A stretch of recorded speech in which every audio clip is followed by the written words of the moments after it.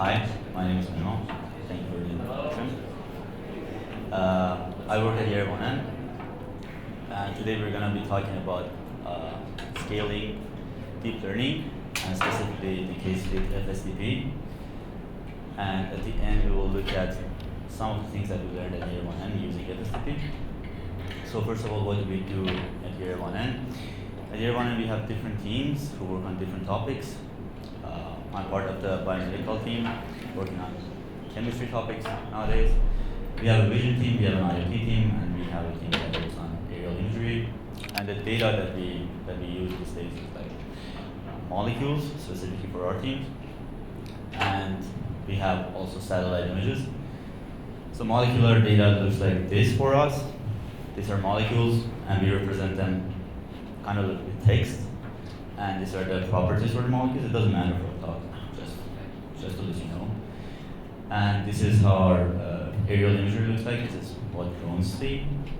And this is an example of satellite imagery. So our talk today will be like this, the agenda will be like this. First, we're going to realize, we're going to find out why do we need to train with multiple GPUs, why we actually need that. Then we'll look at some terminology and definitions. Then we will get to know what nickel and CCL, and then we'll quickly look at some paradigms of parallelism. These are not exactly important, but we're going to be using them as a mix and match method to come up with a framework. So these are the building blocks. And then we will see about DDP and FSDP eventually. That's the most important part. And then we will see reasons to use FSDP or to not use FSDP. And at the end, we'll look at the case studies.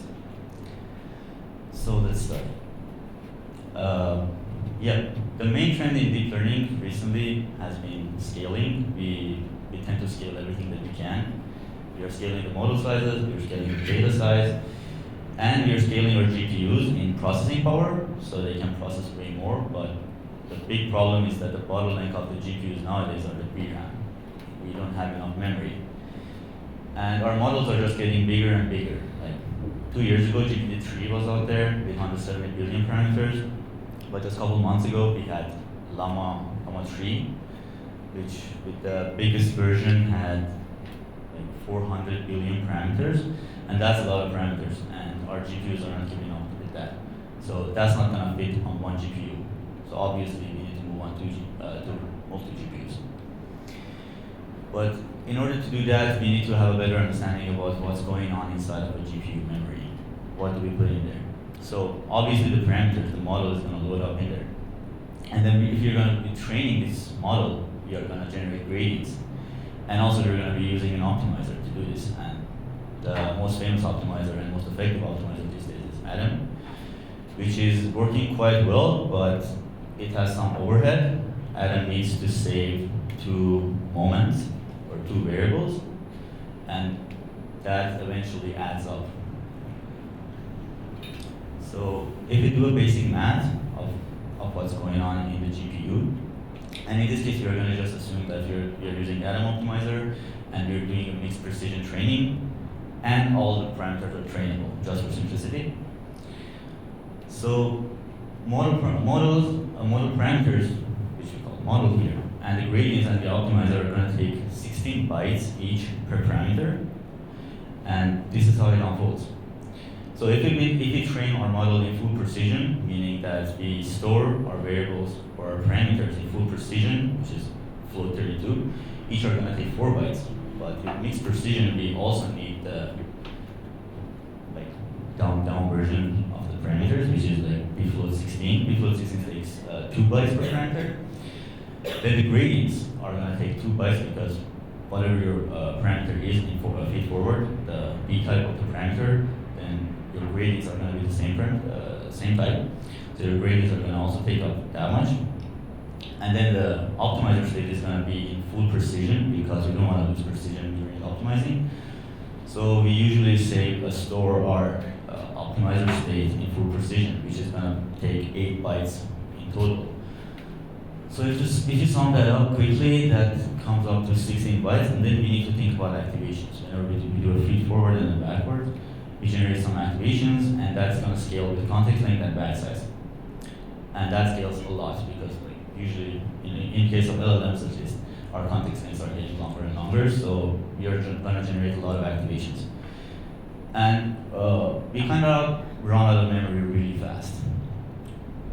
So if you do some basic math with some small model like Gemma 2, that's going to have 2.5 billion parameters. And if you do the math, it's going to take up to 40 gigabytes of VRAM.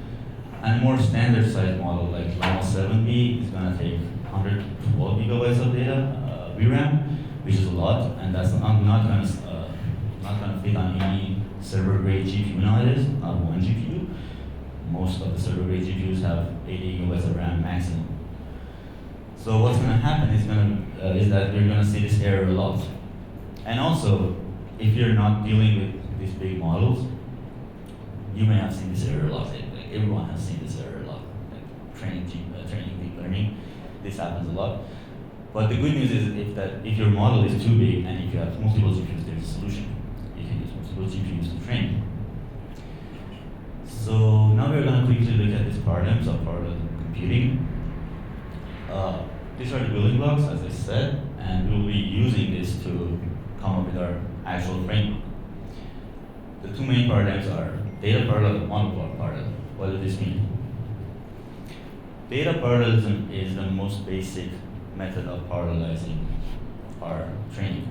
What does this mean? It means that we are going to copy our model in each GPU, and we're going to have the full copy of the model in each GPU, and then we're going to load these GPUs with different mini batches.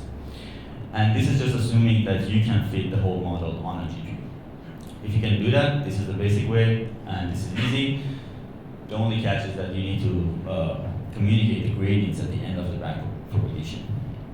So each model does a forward pass on its own, with its own data, and at the end, they communicate the gradients they calculated. And after that, we have tensor parallelism. So the next thing we can do is to divide up the tensor. So let's say we have a big tensor, we need to do a matrix multiplication. Here we are trying to multiply A and B. And let's imagine B is too big, we cannot fit that on one GPU. What do? We divide B between two ranks, and then do the computation on two ranks separately, and then we communicate the results together. So in the end, we can have C, but in different parts.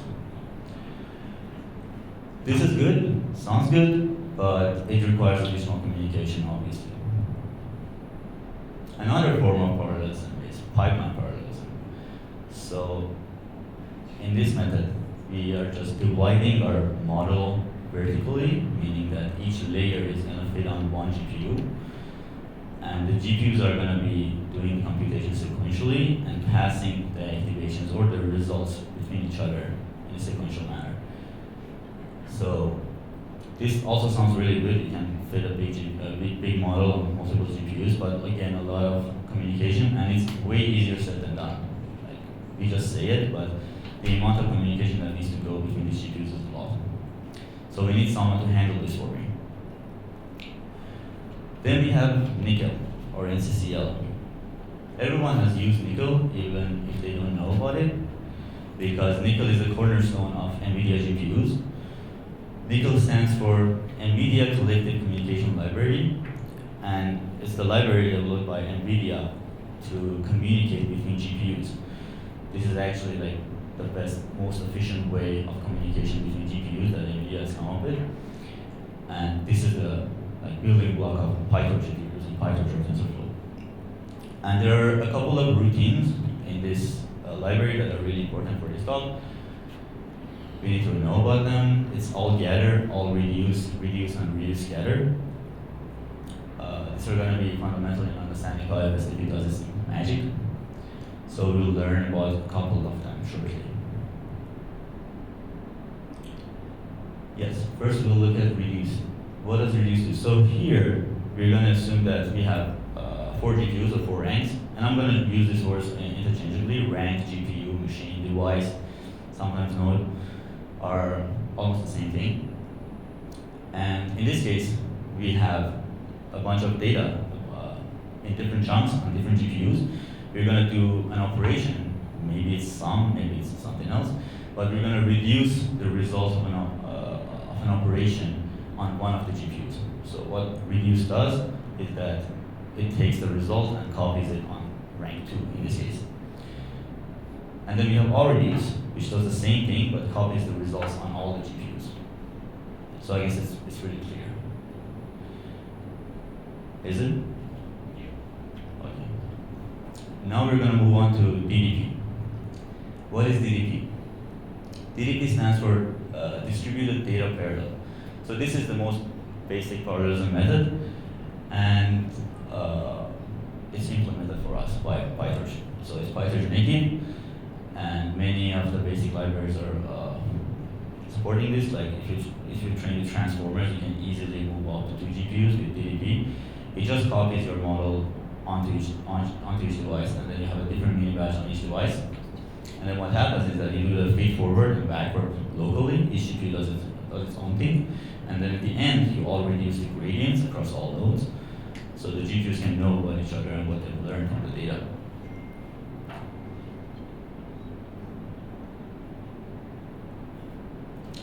So if you have an example of training a big model, which is like 7.5B on 64 GPUs, we are gonna take up 120 gigabyte of VRAM on each GPU if you do DDP. And in this case, the parameters are in blue, optimizer state is in green, and gradient is in orange.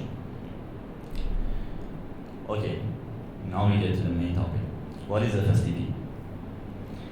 FSDP stands for Fully Sharded Data Parallel. What does it mean? It means that we are going to do the same things that we learned about. Shard the data, shard the model, and put it all together in one framework. FSDP was inspired by this work done by DeepSpeak. It's called Zero Redundancy Optimizer. It came out 4 years ago. And the idea is still the same. It's nothing crazy, but it's just done better and in a faster manner, and like it has a better integration with Bedrosian. So this is the basic thing that FSDP does. This is FSDP in one line. FSDP breaks down a model instance into smaller units and then flattens these units and then shards the parameters of each unit between different GPUs. This is all FSDP does. It's really simple. And then what FSDP does during the forward pass or the backward pass is that whenever we need to do some computation with these parameters, we're just gonna gather them together on each GPU, do the computation, and then let them go, frame up, like discard them. And one of the coolest things that FSDP does for us is that it does a really good job of overlapping the communication with computation in a way that is very efficient. So now we're going to look at some terminology about FSDP, like the things I said, FSDP unit, sharding. We need to learn about them, how does it do that, and then we're going to learn about all gather and reduce gather. Okay, this is one of the most important images on this talk. So what is an FSDP unit? An FSDP unit can be anything that is of NN.module type. So anything you have in your network that is an NN module can become an FSDP unit. In a simple case, let's imagine this is like an MLP, just a simple MLP with 5 layers. Each layer can be an FSDP unit, or maybe 2 layers can be one FSDP unit. Or in a transformer case, a transformer block can be one FSDP unit. And what we do is that we wrap these units, we wrap these layers inside units.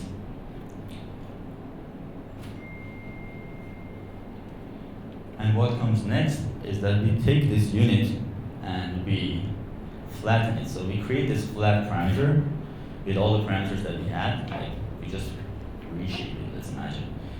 And then we pad it with an extra token to make it to a good count, like that is divisible by the number of GPUs. So in this case, we have 16 GPUs and we have 15 parameters. We just padded it with one extra parameter because it's way easier for Nickel and it's way faster for Nickel actually to do its computation or its communication with evenly sized shards. And then what we do is that we shard them, we divide them. Sharding is a fancy word for dividing here.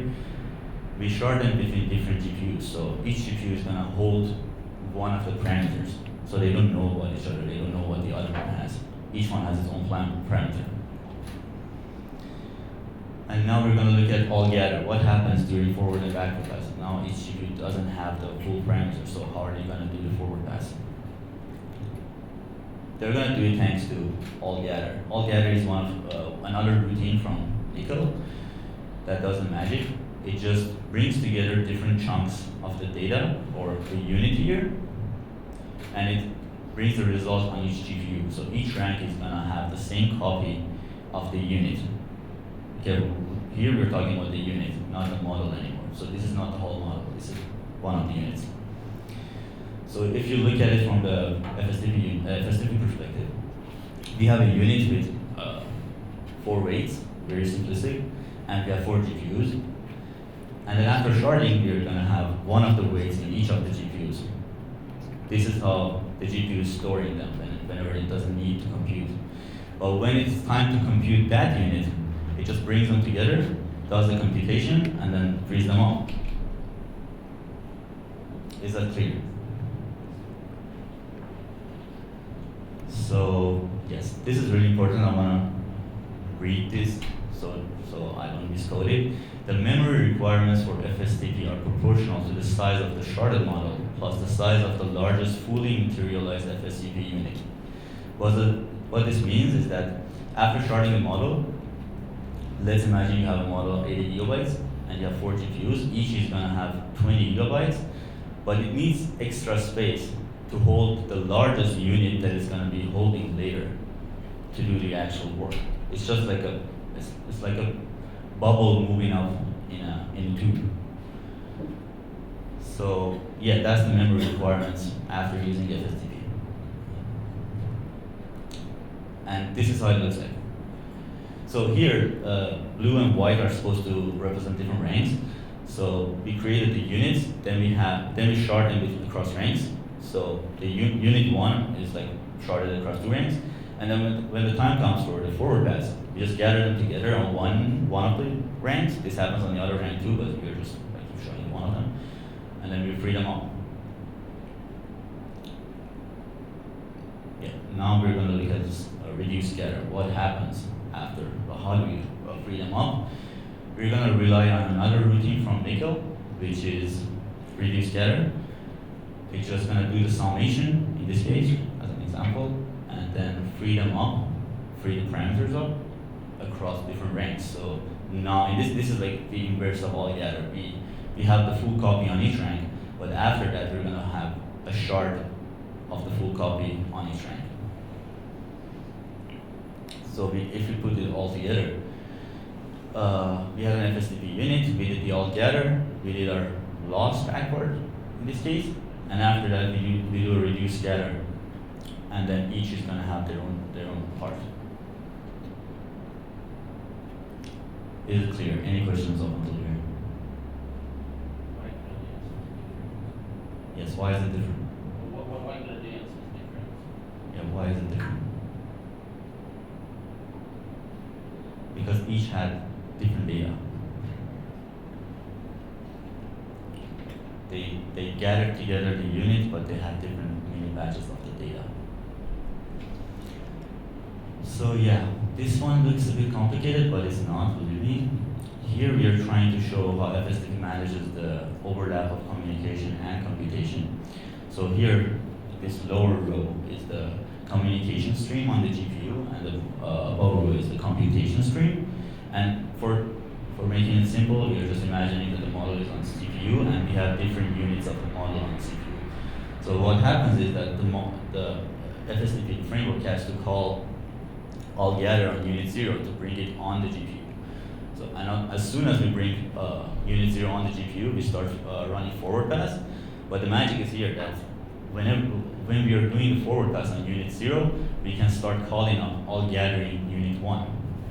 And whenever we have unit 1, we start doing the forward pass on unit 1. And whenever we are done with unit 1, we start freeing it up. And we don't free up unit 0, if you notice it. because FSDP treats unit 0 in a special, as a special case, it never frees it up, and it's kind of the backbone of the model.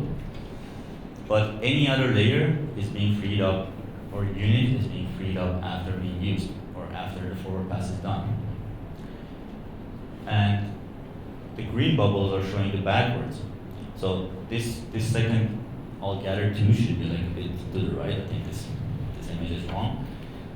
But actually, like we free up unit 2, and then we need to all gather it, and then to do backward pass. And then after doing the backward pass, we can again release it.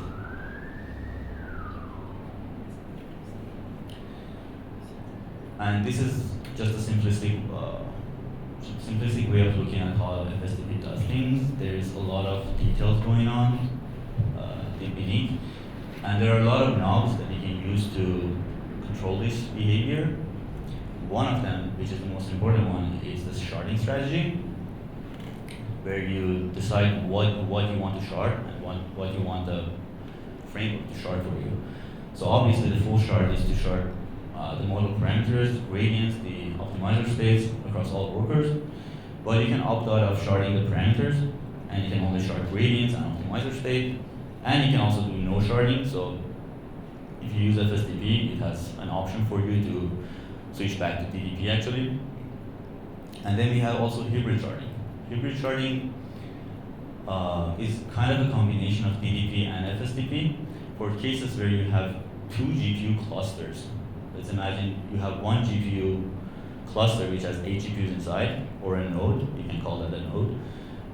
And you have another one of, let's say, of another model. Let's say you have one 800 with 800s inside, and you have one 800 with 8 of them inside, and you want to connect them together. The problem is that the link, or the connection link between GPUs inside a node is way faster than between nodes themselves. So that's going to be a bottleneck if you try to treat them as the same. They're not the same. So for that reason, you're going to be using hybrid sharding, and FSDP is going to take care of that for you. You don't need to worry about it unless you have a custom model. And there are also more ways of sharding, and they are getting inspiration from 0 all the time. So there are other combinations that you can be using. And if you take a look at the example that we saw earlier about the consumption, memory consumption, the first line is the best line, and it's DDP, it's copying the model everywhere. And if you do the full sharding method, which is the bottom line, you are actually going to be saving up a lot of GPU memory just by sharding them across your 64 nodes. And here we go down from 120 gigabytes to 2 gigabytes, and that's a lot of saving.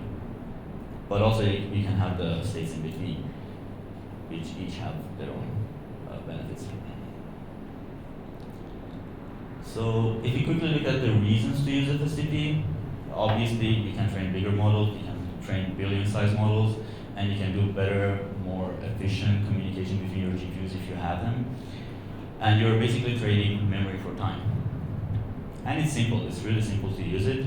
It's just a few lines of code. This is how you use DDP in PyTorch.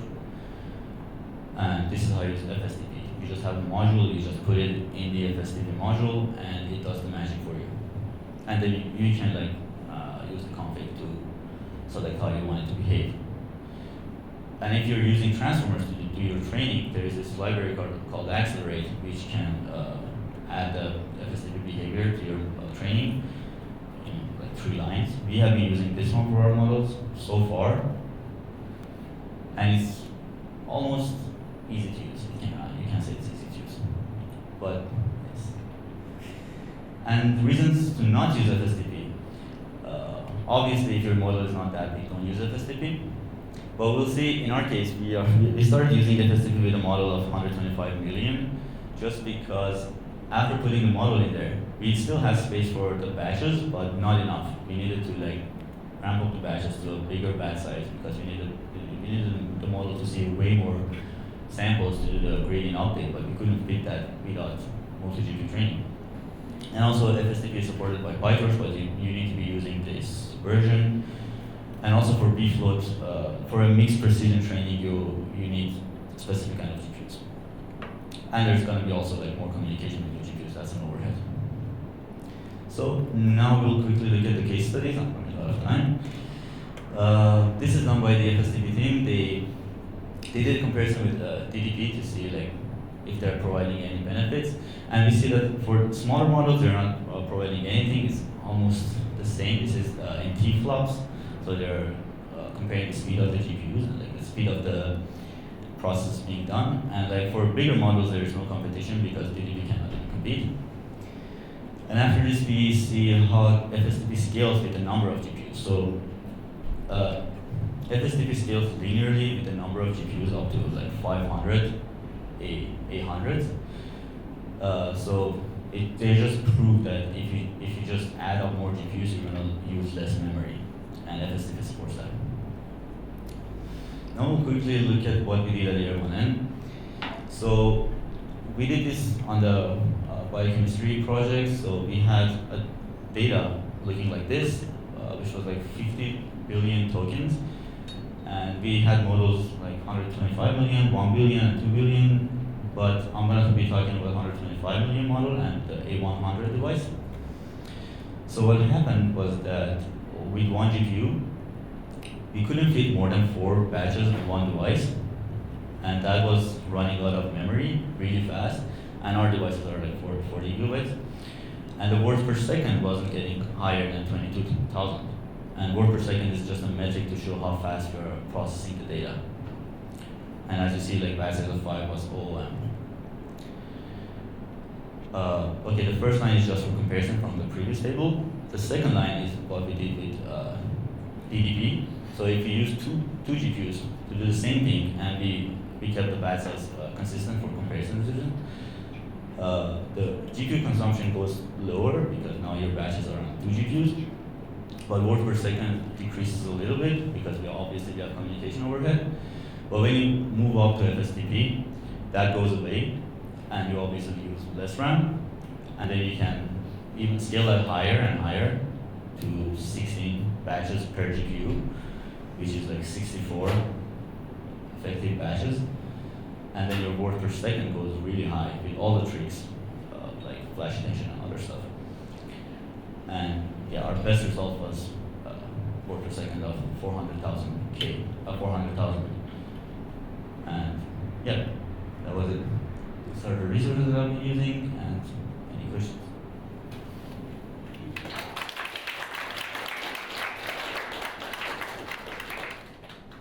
Okay, that was very interesting. Can you elaborate why it is that if you go below 100 million parameters of model size that you don't see any benefit on using FSDP? You had that comment on the slides.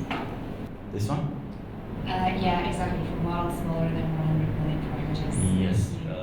The thing is that FSDP introduces communication overhead, and there's a sweet spot of where like this overhead is going to be helping you or it's going to be hurting you.